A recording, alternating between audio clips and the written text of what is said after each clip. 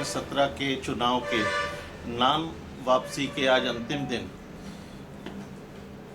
पलिया विधानसभा क्षेत्र से नामांकन करने वाली अनीता यादव जी ने अपना नाम वापस ले लिया। सपा प्रत्याशी के रूप में 2 साल तक मेहनत करने वाली अनीता यादव जी को कांग्रेस और सपा गठबंधन के कारण इस सीट से अपना नाम वापस लेना पड़ा। उनसे इस बारे में बात करते हैं, अपना अनुभव बताएंगी। अनीता जी।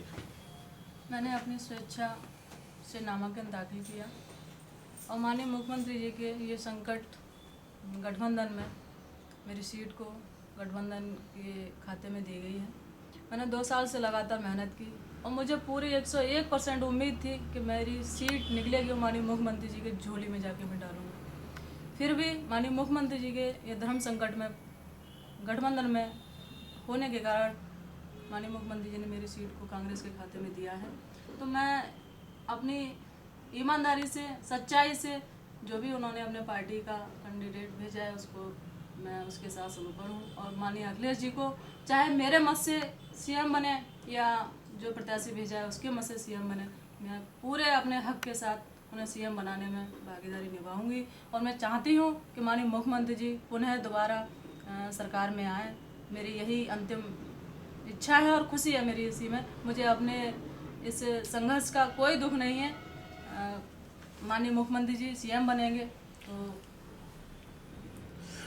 अनीता जी, जिले की 8 विधानसभा क्षेत्रों में से 2 सीटें गठबंधन में कांग्रेस को मिली।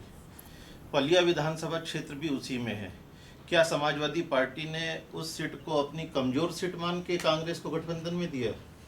नहीं, ऐसा नहीं है। पूरे जिले मेरे साथी था और सीट मेरी 8 विधानसभा में सबसे भारी थी और सबको ये जानकारी है कि अनीता यादव ने 10 महीने से जो संघर्ष से टिकट क्लियर होने के बाद किया, उससे 2 साल पहले से मैं संघर्ष पलिया विधानसभा में कर रही थी। सबको ये पता है कि सबसे भारी बहुमत से जीत के आने वाली सीट अनीता यादव 137 पलिया विधानसभा से थी। समाजवादी पार्टी के मुखिया अखिलेश जी ने जिले के 8 विधानसभा क्षेत्रों में सबसे मजबूत सीट पलिया को, जैसा कि आप बतला रही हैं, गठबंधन में कांग्रेस को दे दिया। आज आपको उस सीट की स्थिति क्या लग रही है? वह खतरे में पड़ गई है या पहले से ज़्यादा मजबूत हो गई है या उसी स्थिति में? देखिए, जो मेरी स्थिति थी उससे इस समय तो मुझे लग रहा है कि 19 है और हम कोशिश करते हैं। मैं पूरे माननीय मुख्यमंत्री जी का सम्मान रखते हुए, उनके चेहरे को देखते हुए, उन्हें सीएम बनाते हुए मैं पूरी कोशिश करूंगी कि जैसे मैं थी उस सीट के लिए भी मैं अपनी जी जान लगा दूंगी। और आशा है मुझे कि मेरी तरह उस सीट को निकाल के मैं वहाँ पहुँच पाऊँगी। अनीता जी, आप मुख्यमंत्री जी के आदेश का सम्मान करेंगी, लेकिन मुख्यमंत्री जी ने गठबंधन में जब वह सीट कांग्रेस को दी, उसके बावजूद उसके बाद जब सैफ अली नकवी का नामांकन हो गया, आपने उसके बाद नामांकन किया। जब गठबंधन में सीट कांग्रेस को चली गई थी तब आपके नामांकन का औचित्य क्या था? औचित्य मेरा यही था, मुझे पूरी आशा थी। जैसा कि 28 सीटों पर चल रहा था कि नामांकन कुछ लोगों ने कर दिया था, तो मुझे आशा थी कि माननीय मुख्यमंत्री जी मुझे आशीर्वाद देंगे और हो सकता है कि उन सीटों पे ऐसा ही चल रहा था तो मुझे भी ये सौभाग्य प्राप्त होता कि दोनों कैंडिडेट सामने आते।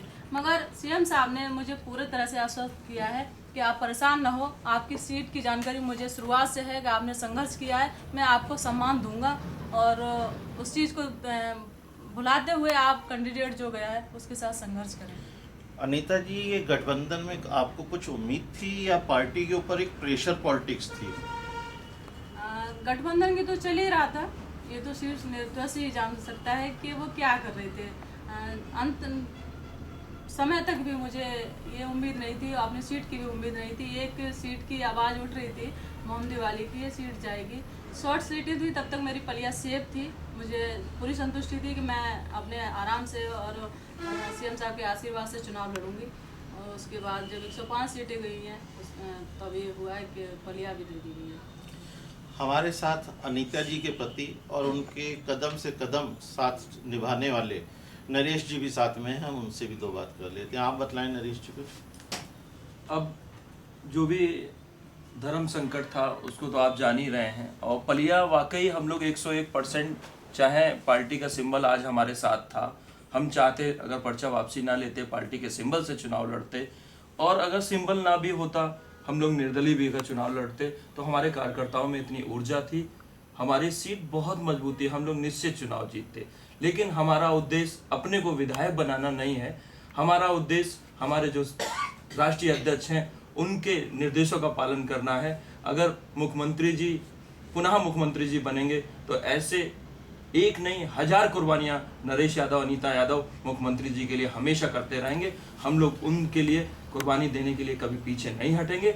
लेकिन अब शीर्ष नेतृत्व ने फैसला लिया है, अच्छा लिया है, और उस फैसले में हम लोग अपनी पूरी भागीदारी निभाएंगे और निश्चित पलिया की सीट जीतेगी और अखिलेश यादव पुनः मुख्यमंत्री जी बनेंगे।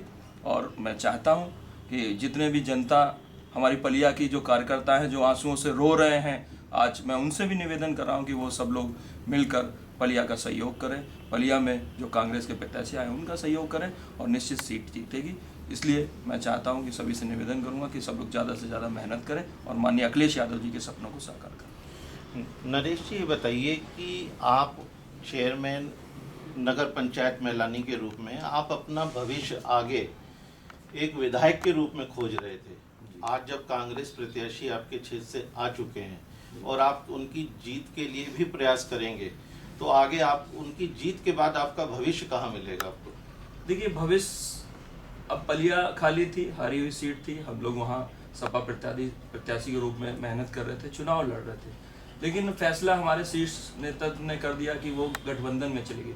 अब ये संभव नहीं है कि गठबंधन पूरे जीवन चलेगा, लेकिन आज की डेट में हमारे मुखिया ने फैसला कर लिया है, इसलिए हमने अपनी कुर्बानी दी है। और भविष्य वही नहीं, और भी मुखिया के पास बहुत से रास्ते हैं, वो कहीं भी हमें संघर्ष करने के लिए पुनः उतार देंगे तो हम फिर संघर्ष करेंगे और आगे बढ़ेंगे। किसी का भविष्य किसी एक केंद्र से रुकता नहीं है, वो आगे बढ़ने के लिए रास्ते 10 बना लेता है। जब हमारे अंदर जज्बा है, हुनर है, काम करने की क्षमता है, हमारे पास कार्यकर्ता है और कार्यकर्ताओं के दम पर हम जहाँ चाहेंगे वहाँ अपना भविष्य बना लेंगे, ये मुझे पूरा विश्वास है।